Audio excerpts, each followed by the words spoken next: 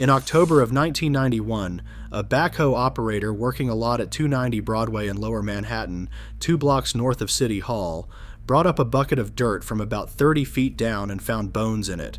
The bones were human. Within a few days, there were 8 complete skeletons out of the ground. Within a few months, there were dozens. Eventually, there would be 419. The federal government was in the middle of building a $275 million office tower on that lot, 34 stories, a pavilion, the whole thing already designed, contracted, and underway. The General Services Administration had bought the block. Steel was ordered. What nobody involved seemed prepared for, although this is the part that gets stranger the longer you look at it, is that the burial ground under 290 Broadway was not a discovery. It was on the maps. It had been on the maps since 1755. It was in the project's own environmental impact statement. The federal government had written down in advance in its own paperwork that there had once been a cemetery there, and had proceeded on the theory that a century of construction had probably already destroyed whatever was left of it. It had not. 25 feet of landfill had done the opposite of destroying it. It had sealed it. Under the pavement of Lower Manhattan, under the courthouses and the office towers and the parking lots, in ground that the city had been building on continuously for 200 years, there was a cemetery holding somewhere between 10,000 and 20,000 people. The National Park Service puts the figure at over 15,000. They were free and enslaved Africans buried between the 1690s and 1794, and they had been lying there, undisturbed, 30 feet beneath one of the most heavily developed pieces of real estate on the planet for 2 centuries. The 419 that came up in 1991 are less than 3% of them. This is the story of that ground. How the people got into it, how a city built itself on top of them, and what happened in the 11 years between the backhoe and the day the coffins came back. Start with why the cemetery was there in the first place, because the location is not an accident and it is not a mystery. It is a decision. In colonial New York, the churches held the burial grounds. Trinity Church at the head of Wall Street was the big one, and in 1697 Trinity adopted a rule barring Africans from burial in its churchyard. Whatever the theological reasoning, the practical effect was arithmetic. The city had a large black population. That population died at the rate populations do, and there was now nowhere inside the city to put them, so the burials went outside, beyond the palisade, beyond the commons, out past the edge of the built city into a low ravine of unimproved land near a pond, ground the city considered. The phrase in the record is worth keeping. Desolate and unappropriated, nobody wanted it, which meant black New Yorkers could have it. It ran to about 6.5 acres. On the 18th century maps, it is labeled, without ceremony, the Negro's burial ground. And it filled up because colonial New York was a slave city. This is the part of the story that gets skipped in every American classroom. Slavery in the North was not a footnote or a brief embarrassment. By 1703, 42% of the households in New York City owned at least one enslaved person, a higher rate than Philadelphia and Boston combined. By the middle of the 1700s, roughly 1 in 5 people in New York was enslaved. Only Charleston, South Carolina held more. The city that would come to symbolize American freedom, that would put a statue in its harbor about it, was second in the colonies for slaveholding, and it stayed that way for the better part of a century. Those people built the place. They cleared the land, dug the docks, laid the roads, raised the fort, put up the first city hall, and built Trinity Church, the church that would not bury them. They also arrived by water. The ships came up into the East River and unloaded at a pier at the foot of Wall Street, where the city, in 1711, would establish an official municipal market for the buying, selling, and hiring out of enslaved people, and would collect a tax on every transaction. Remember that pier, we'll come back to it. For 100 years, the burial ground was the largest and most significant institution in New York that Africans ran themselves. That is not a rhetorical claim, it is a structural fact. There was no black church, there were no black civic organizations, no legal black assembly. There was a cemetery out past the Commons where black New Yorkers buried their own dead their own way, and it was the only place in the city where they made the rules. So they made rules.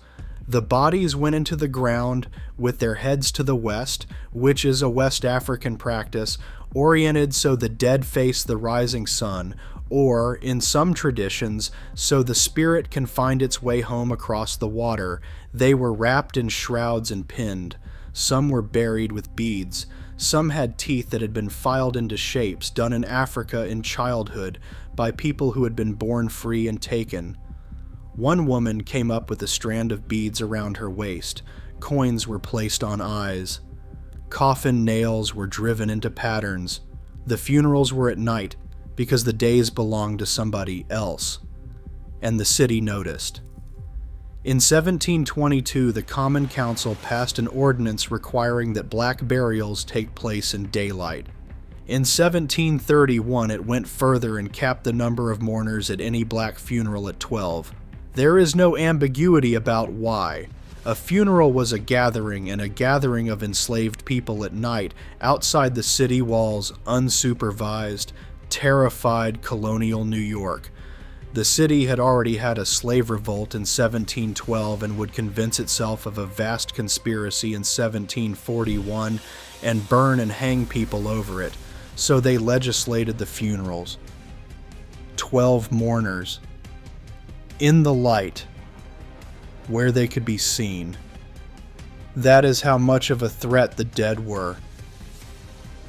The burial ground closed in 1794, and it closed for the most ordinary reason in New York history.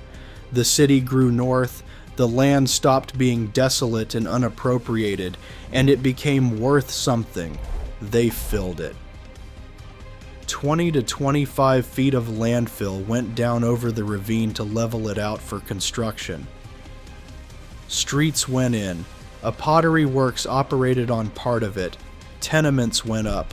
The collect pond nearby was drained and filled.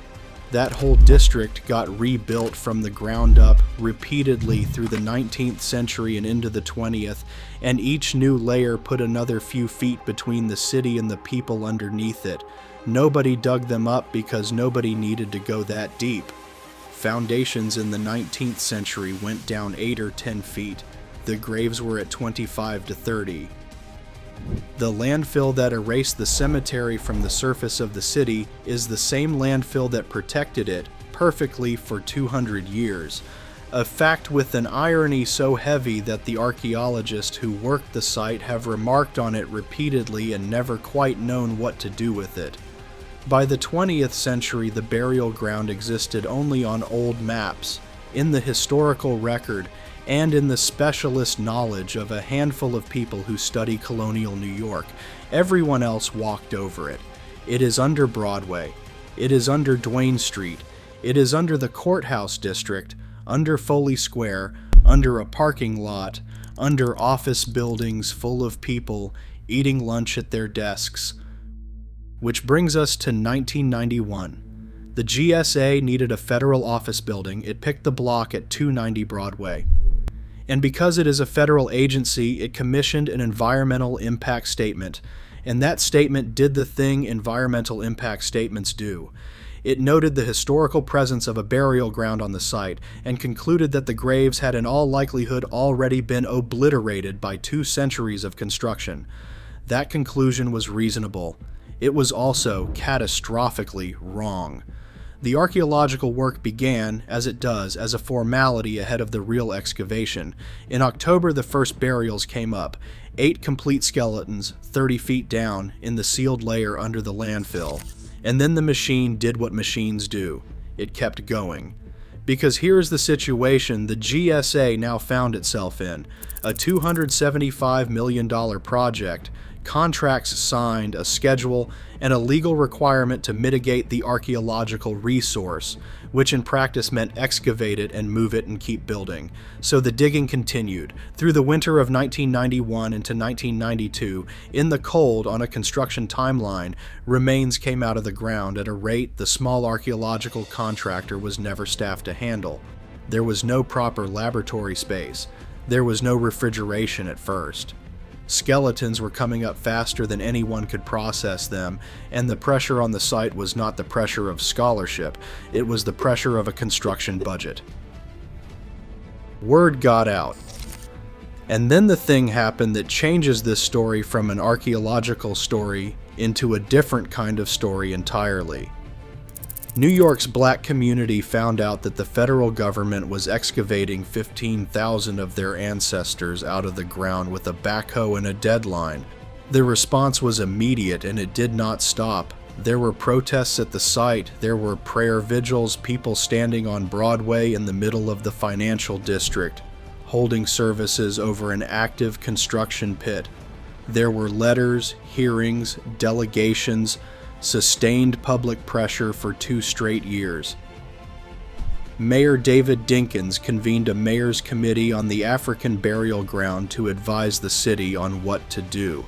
That body eventually gave way to a federal steering committee, whose job was to advise Congress and the GSA, which is a sentence worth sitting with, because it means the community organized itself into a structure with formal standing to tell the United States government what it was going to do with its own construction site. The fight reached Congress, hearings were held, and in the end, the federal government blinked. In a way it very rarely blinks. Construction was halted and President George H.W. Bush signed legislation that stopped the project. The 34-story tower was cut to 30 floors. The pavilion portion of the design, the part that would have gone directly over the densest section of the graves, was abandoned. A section of the block was left unbuilt. 419 people had already come out of the ground. 500-odd artifacts came with them, and when the question was put to the descendant community, do we continue, do we excavate the rest, do we recover all 15,000, the answer was no. That's enough. Leave the rest in peace. So the excavation stopped at 419, and the number is not a scientific figure. It is not the size of a sample chosen for statistical power. It is simply where the digging was when the community said stop.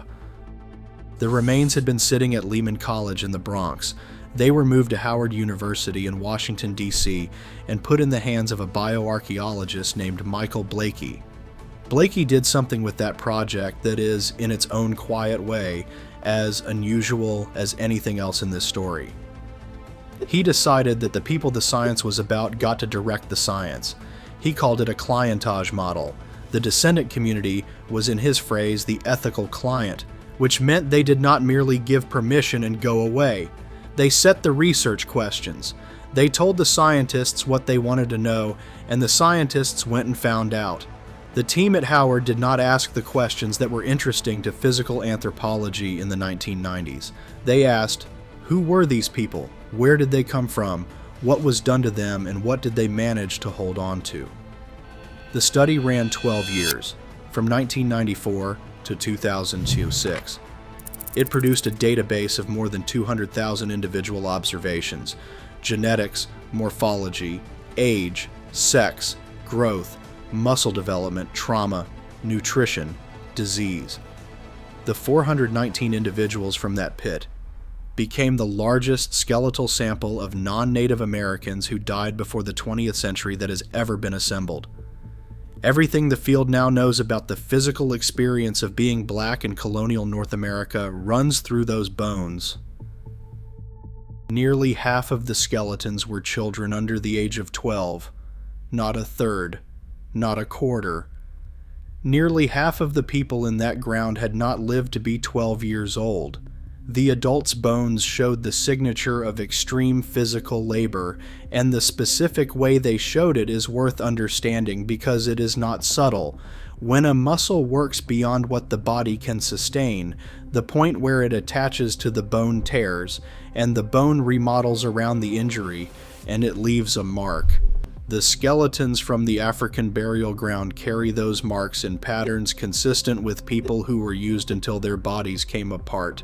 There were spinal injuries, there were fractures, there was one woman whose skull had been shattered. They were malnourished. They carried infectious disease. The average life was short, and it was hard in a way the documentary record of colonial New York does not admit to, because colonial New York did not write it down. And alongside all of that, the beads, the filed teeth, the heads to the west, the shroud pins and the coins. In a city that had passed a law limiting them to 12 mourners, they buried their dead in the practices of the places they came from, under cover of night, for 100 years, and the practices were still recognizable when the bones came up in 1991. In September of 2003, the 419 went home. They were placed in coffins hand-carved in Ghana out of mahogany and lined with kente cloth. On September 30th, the coffins left Howard University in Washington, and they did not go directly to New York. They went on a journey through Washington, then Baltimore, then Philadelphia, then Newark, with ceremonies at every stop. Across 8 cities, more than 10,000 people came out to stand for them. This was a procession for 419 people whose names nobody knows, dead for 250 years, and 10,000 strangers came. On October 3rd, the coffins came into Manhattan by boat. They landed at the pier at the foot of Wall Street. The same water, the same landing where the ships had come in, where the market stood, where the city collected its tax on every sail. That was where they were brought ashore in mahogany, 300 years after some of them had first been brought ashore in a hold, carried up through the financial district by people who had come from all over the diaspora to walk them the last few blocks. On October 4th, 2003, they went back into the ground. 7 crypts, 419 coffins, reburied as close as the surveys could put them to where they had been found, with their heads to the west. The site went on to the National Register of Historic Places in April 1993. It was designated a national monument in 2006. The first national monument in the United States dedicated to Africans and African Americans. In October 2007, the memorial opened, designed by the architect Rodney Leon, an ancestral chamber, a circle of the diaspora, a sunken libation court, the whole thing oriented to true north and east. 7 grass mounds stand in front of a row of shadblow trees, which were planted because shadblow was one of the first foods available in the spring in this part of the world, and the 7 mounds are where the 419 are. A visitor center operates inside the Ted Weiss Federal Building at 290 Broadway. It is free. There is a security screening to get in because it is a federal building. The tower got built. It is 30 stories instead of 34. People work in it, and that is the end of the part of this story that has an ending, which brings us back to the number. 419 people came up out of that ground in 1991 and 1992. The burial ground held somewhere between 10,000 and 20,000. The Park Service says over 15,000. 6.5 acres of them, and the memorial and the unbuilt portion of the block sit on a fraction of that. The rest of them never moved. They are still there, under Broadway, under Duane Street, under the parking lot and the courthouse and the office buildings and the coffee shops and the security screening and the traffic, 30 feet down, in the sealed layer under 200 years of landfill, laid out with their heads to the west, wrapped and pinned, some of them with beads, nearly half of them children. 15,000 people who built New York City in the ground of the city they built, exactly where their families put them at night, under a law that allowed 12 mourners. Walk from Foley Square to City Hall, and you will cross them. There is no marker on most of it. There is no way to know where the edges are. The maps from 1755 give an approximation, and the archaeology gives a little more. And beyond that, the city simply sits on top of it, doing what it does at street level. The 419 came back in mahogany from Ghana. The other 15,000 are still waiting, and nobody is going to dig them up because the people they belong to said to leave them alone.